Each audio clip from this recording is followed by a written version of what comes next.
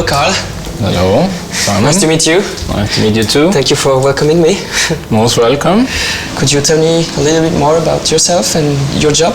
Yes, I have worked here for many years with biodiversity conservation, and we look at various species, mainly large mammals or small mammals, some birds and so on, in the whole region. Lately we have also looked at biodiversity in the palm oil sector, in plantations. We work with them to try to set up sustainability criteria and look at wildlife in a plantation.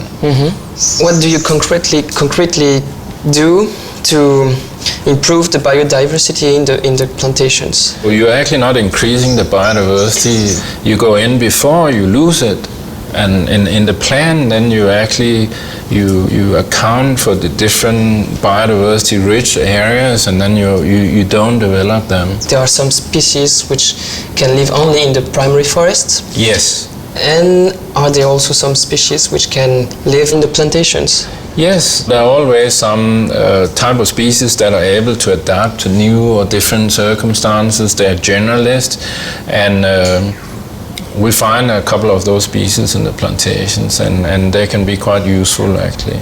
Barn owls and snakes are usually, or snakes in this case most likely are black cobras and something called rat snakes.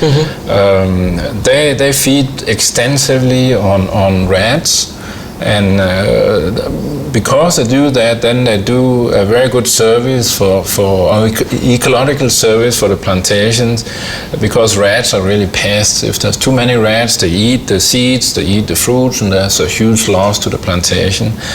They prevent, or they avoid using chemicals to poison the rats, and which is good. So it's a biological pest management. And some of the concrete action steps you see in many palm oil companies is actually on the ground in the estates.